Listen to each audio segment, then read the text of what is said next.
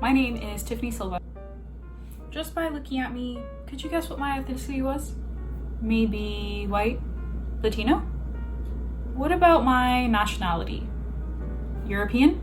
Well, first I would like to show you my parents. Both of them immigrated from Brazil to the United States in their early 20s. I grew up with the best of both worlds, speaking Portuguese at home, eating feijoada, and learning English once I got to the classroom. But when I got to school, that's when things became confusing for me. I would try to fit in with the other Latin American kids, but they all spoke Spanish. Even though I grew up with pale skin passing as white, I still grew up in a completely different culture than white American. To give some background, Brazil is located in South America. Also part of Latin America, Brazilians are considered Latin American. Brazil is one of the only countries in Latin America that speaks predominantly Portuguese, not Spanish. In the 1500s, Brazil was colonized by the Portuguese. Soon after, European nations took the same footsteps and also settled in Brazil. Natives adopted European culture and the Europeans adopted native culture. The country became a melting pot, and this led to a series of different ethnicities and races. This also meant that there was no definitive physical look to being Brazilian. And with there being no definitive look to being Brazilian, this made things all the more confusing. Famous Riverdale actress Camila Mendes has spoken out about discrimination in Hollywood. When she would go to castings, she would go to roles that sought out Latina actresses.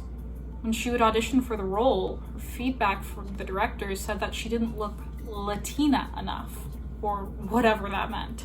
What made my identity even more confusing growing up was how other celebrities identified themselves in the media. When famous Brazilian supermodels like Gisele Bündchen or Adriana Lima would identify themselves in the media, they would not go by Latin American.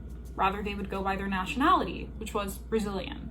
This is because the term Latin in America can be referred to as bad or illegal, while the term Brazilian is glamorized with a positive connotation. When you think of the term Brazilian, you think of beautiful women, carnival, samba, and the best soccer players in the world. Speaking of soccer, famous soccer player Neymar was interviewed in 2010. When he was interviewed, he was asked by an interviewer whether he had ever faced struggles in race in his personal life. Neymar's response to this was, never, followed by, it's not like I'm black, you know? Media did not respond well to this response. In fact, it did not go over well at all. The reason why so many Brazilians were disappointed in Neymar's response was because it left out a crucial fact about Brazilian history: the large population of black settlers from Africa. In the late 1500s, Europeans brought in African slaves during the period of colonialism. What resulted was Brazil having a rich amount of African history and culture. What made Neymar's statement even more surprising was that he was in fact a child of a white mother and a black father. This showed that Neymar took preference to his white ancestry rather than his black one. This is very common in Brazil. It is actually a system called embranquecimento, or Brazilian whitening. This is due to a systemic preference of white skin over black skin in Brazil.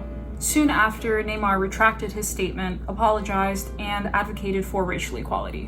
What makes my experience so special being Brazilian American are all of the different cultures and beautiful people that make up my nationality. When it comes to race, white, black, café com leite, all of them are equally beautiful in my eyes. When you ask me what I identify as Latina, and I'm very proud of it.